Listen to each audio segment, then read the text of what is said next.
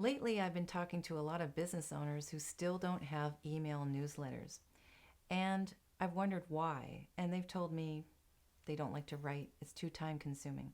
And I do understand that. But here's the thing, email marketing is still one of the most effective ways of marketing your business, and it does bring in quite a few sales.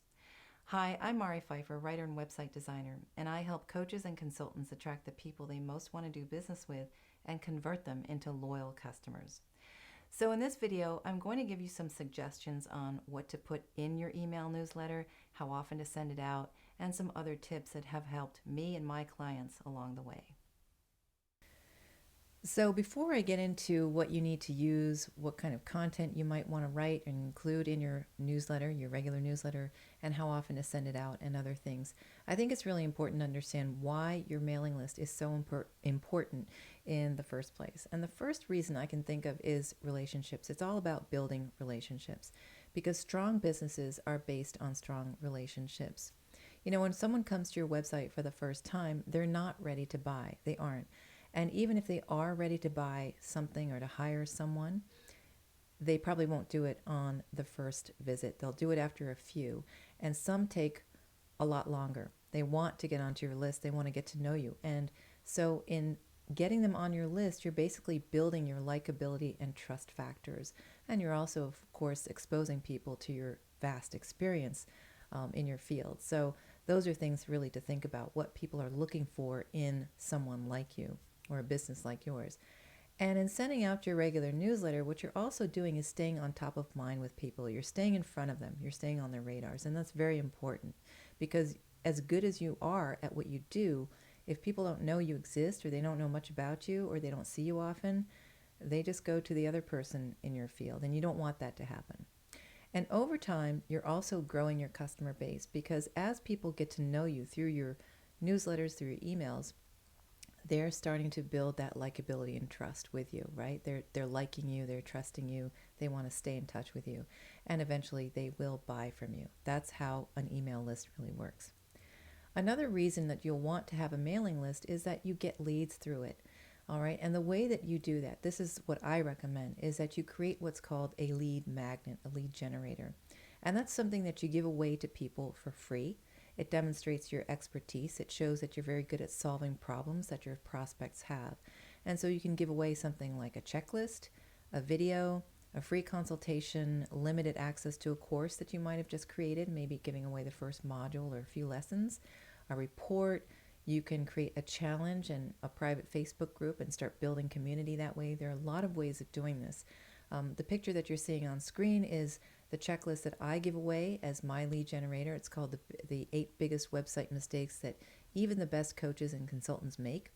And it's a short checklist, and it includes access to a learning video in which I show people an actual website that has those 8 mistakes and then how to fix them.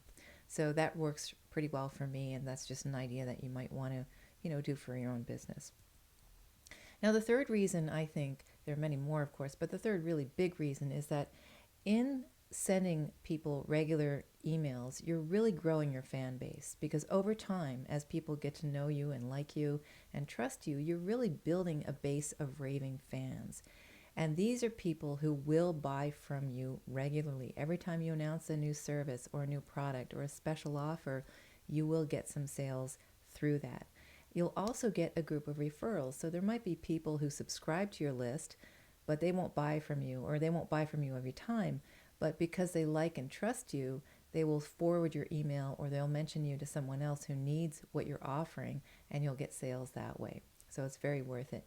And over time, you're going to become the go-to expert in your field. Why? Because again, you're staying in touch with people who have said, I'd like to get your emails. I want to get to know what you're all about, and so on. All right. So you want to stay on top of mind this way. Now, you're probably wondering if you're just starting out what to use. I use MailChimp. It's free up to 2,000 subscribers. It's pretty good.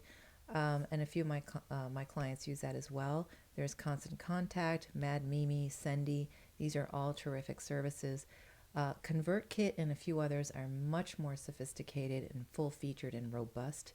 And I recommend those for people who are not starting out, but people who have a sizable list and are really looking for some very sophisticated advanced features for their marketing, their email marketing service. Okay. But those are some of the options that are out there. They're all outstanding, I think.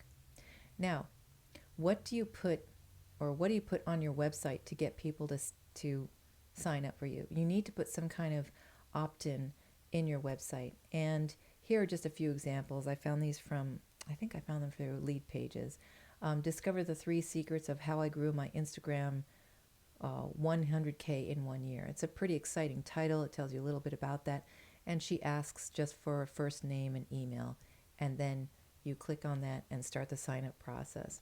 Here's another one. I talked a little bit about building community through your email list. And you can start people off by having some kind of a challenge, and creating maybe a private Facebook group or something. And then you get people on your list, and then, you continue the process of sending regular emails out. And then here's another one. It's a 7-day guide to joint health, a free ebook. So you can send out an ebook or report. There's so many different ways of doing this, but what you really want to do is give people something that shows off how good you are, some kind of success that you've had at something that makes them say, wow, I want to really learn more about that. Or I really want that freebie. I want that book, or I want that, those secrets to growing my Instagram account. And that's how, if you put something out there like that, that's how you get that person on your list, and then you start building your list that way. Now, about what should you write about? And this is a good question, because this is where people, I think, lose steam, all right? But you have to write. There's no way around that. I mean, you could hire someone to write, but it's really important to write regularly. So you can write about industry news and trends, what's going on in your business, a new offer you've created, such as a new service or a product or a class that you're offering, and tell people about that, and then put the link in there to it. You can also mention new software products that people in your niche can use. So it's really a good idea to highlight other services that people can use that maybe you don't offer, but you know about. All right, so you're establishing yourself as this expert. You want to also mention your latest blog post or video on YouTube. I do this regularly. Every time I have a new YouTube video, I put the thumbnail in there, a link to it, and I tell people what it's about, just a short summary so people know what they're going to watch or know what they're going to be reading about. If you are active on social media and you got a post that got a lot of likes or reactions, that's always something good to post and to mention about in your newsletter, because it shows that you're active elsewhere. And it also gives people a chance to get to know you better through that as well. Remember, it's always about likability and trust, right? And finally, you can also offer your opinion on a current topic in your industry. That's very important. People want to know what you stand for, and it's your place to do that. And so the next question I often get asked is, how often should you send out your newsletter? And isn't that just the craziest gradient you've seen behind text? Well, it sticks out. But anyway, how often should you send out your newsletter? Well, good question. I would say if you're just starting out, try doing it once a month. And at the very least, do it once every quarter, okay, once every 3 months. But ideally once a month to start out. And then once you get used to it and you get traction and you're starting to get more sales, you might want to bump it up to twice a month, or once a week even. But be careful, don't overdo it. People don't like too many emails. They're probably signed up for quite a few newsletters. Make yours the best it possibly can. That's the most important thing. Keep building that relationship with your readers.